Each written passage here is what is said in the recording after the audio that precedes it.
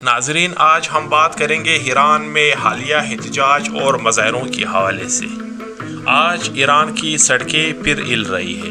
مہنگائی اتنی ہے کہ خرید و فروخت رک گئی ہے۔ کرنسی یعنی ایران کی جو ریال ہے وہ ریکارڈ کمزور ہے۔ حکومتی نظام پر عوام کا جو اعتماد یا بھروسہ ہے وہ ختم ہوتا جا رہا ہے۔ یہ احتجاج صرف مہنگائی کے خلاف نہیں بلکہ یہ نظام خود کو بدلنے کی آخری کوشش ہے۔ ایرانی عوام آج کل یا ان احتجاج کے دوران کچھ اس طرح کہہ رہے ہیں: اب یا کبھی نہیں، یعنی اس کا مطلب ہے کہ جو کچھ کرنا ہے وہ ابھی کرنا ہے۔ اس کا اشارہ حکومت کو چینج کرنا یا اس جو پادری حکومت ہے اس کی جگہ پر دوسرا حکومت لانا، یعنی نئے الیکشنز ایران میں کروانا ہے۔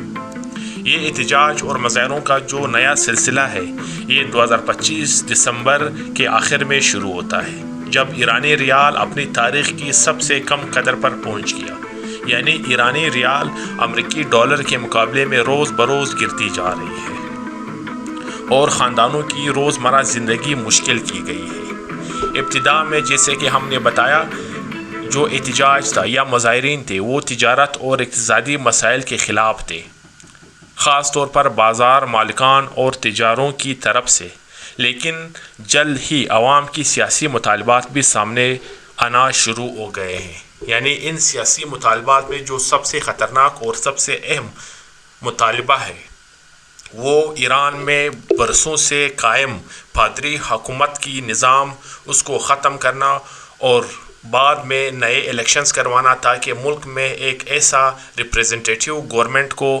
نافذ کیا جائے جو لوگوں کے مسائل کو سن سکے، حل سکے اور اس کے لیے اقدامات اٹھا سکے۔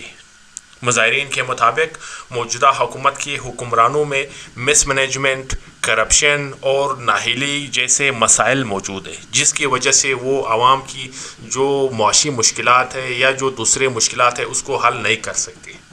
ایران اس ٹائم 3 بڑے مسائل سے لڑ رہا ہے۔ ان 3 مسائل میں واٹر کرائسس یا واٹر شارٹیجز ہے، ایئر پولوشن ہے اور بڑھتی ہوئی مہنگائی ہے۔ یعنی ان تمام مسائل کو جو ایرانی عوام کے مطابق ختم کرنا اگر ہے تو اس کی جو موجودہ حکومت ہے ایران کی اس کو ختم کرنا ہوگا۔ ان احتجاجات میں جو طاقت کا استعمال کے واقعات رپورٹ ہوئے ہیں، یعنی اس احتجاجین یا مظاہرین سے نمٹنے کے لیے حکومت جو ہے وہ طاقت کا استعمال کر رہے ہیں۔ ایران کی تاریخ میں یہ کوئی نئی واقعہ نہیں ہے۔ حقوق انسانی تنظیموں اور اقوام متحدہ نے کہا ہے کہ کم از کم 8 افراد ہلاک ہو چکے ہیں جبکہ سینکڑوں کو گرفتار کیا گیا ہے۔ اس پر جو عالمی رد عمل ہے وہ بھی سامنے آیا ہے، یعنی امریکی صدر ٹرمپ پریزیڈنٹ نے کہا ہے اگر احتجاج اور مظاہروں کے خلاف ایران حکومت یا ایران کی جو سیکورٹی فورسز ہے اس کی جو ناجائز اقدامات ہے وہ حد سے بڑھتے ہیں، پھر امریکہ احتجاج یا مظاہرین کی مدد کے لیے ایران میں مداخلت کے لیے تیار ہے۔